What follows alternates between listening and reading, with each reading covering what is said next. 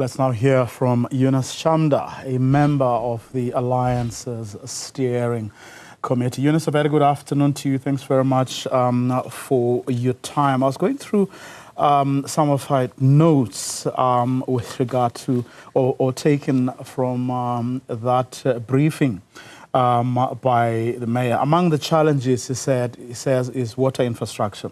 But he says that's being attended to. Traffic lights are either out of service or not there. Again, the mayor says that too is being attended to. Potholes is another issue plaguing the city. That too, the mayor says, is being attended to. Do you believe him?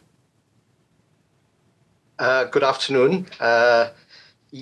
I guess the evidence will have to come from the ground upwards. We as the Joburg Crisis Alliance, we rely on the feedback that we get from communities, from our members, people who attend our summits. And for us, the evidence from the ground is very important. However, we welcome the briefing by the mayor. I think regular communications with the people of the city is very important, and therefore we welcome this briefing. There was a lot of details that were shared. We need to take time to digest it and to look at all the issues that were raised. But more importantly for us as a civil society organization, we need to connect what the mayor is saying to what residents are experiencing on the ground. So to answer your questions, interesting to hear what the mayor has said. We welcome it, but we'd like the opportunity to see if that really translates into the kind of action on the ground that we expect. Well, talking about it and acknowledging problems is, of course, one thing, but doing something about it is quite another. And that is really what the city or the city's elected leaders have been criticized for. Have you seen any demonstrable change recently? We do notice some things in some areas, not in the sort of quantity that that will make up the backlogs that exist. But when we do see some delivery, we are heartened by that. But we remain mindful that there's still a lot of backlogs to be made up. There's still a lot of energy that is needed to try and fix some of the problems. So, for example, when on Friday last week, we went to the reopening of the Joburg City Library. So that's a visible sign of progress on a particular issue, and that is heartening. But there's still a tremendous amount that needs to be done.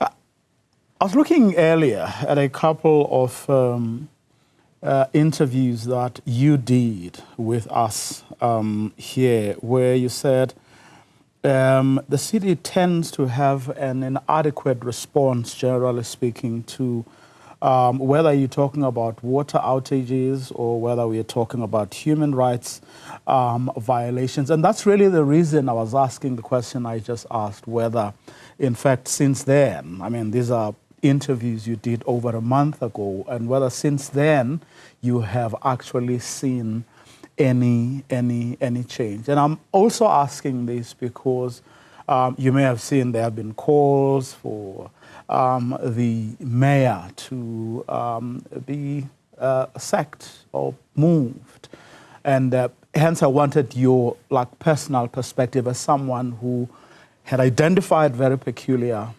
problems and who has since been keeping track of things. We have, as I said, the attention and the response times to deal with some of these issues has still not been what we expect. The mayor did indicate, by the way, that the city does have a standard operating procedure and does have a commitment to response times. We'd like to be able to see that, but we'd like to get that to translate into the experience of citizens. So over the past couple of months, there are small areas of improvement, but I guess not sufficient yet. To those areas of improvement that you're talking about, in fact, everything about them, show that the political leadership in particular in the city does take into account proposals that get made, civil society initiatives, expert opinions from people who are familiar with the city, but who also know where some of these problems lie. I mean, about 2 years ago, as the Alliance, you came together, brought in other people to say, these are some of the ways in which we can look at the problems of the city. With the city's cooperation, we can actually address these problems fairly adequately. In other words, my question in nutshell is, have the suggestions of other people who mean well and who do want the city to actually work, are they being incorporated? Perhaps not at the pace that you would want them to be, but are they being incorporated? We have not found the city to be particularly engaging with civil society organizations. We have tried we've even asked to meet with the mayor shortly after he came back into the office. That meeting never happened because that was really us reaching out to the mayor to sit down and to indicate that perhaps we could share ideas and we could bring a lot of expertise to bear. However, I think the question to some degree has been answered by the establishment of a presidential working group, because now there is a structured platform where we will be able to make inputs. Now, politically, the mayor leaves to fight another day.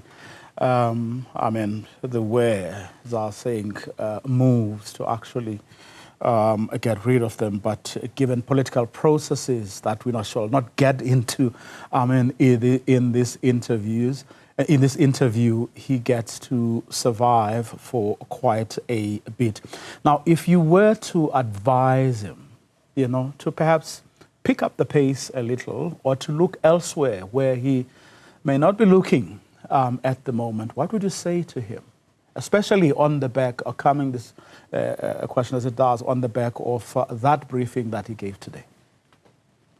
Yes, I think the best advice that we could give to the mayor is that we do believe that there are many good officials working in the city of Johannesburg.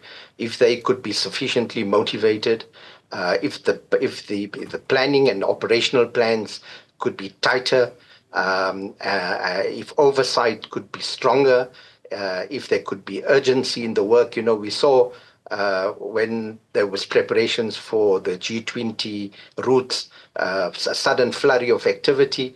Now, if we could have that sort of energy and that sort of commitment on a daily basis, then I think that the city is capable of making a difference and making inroads into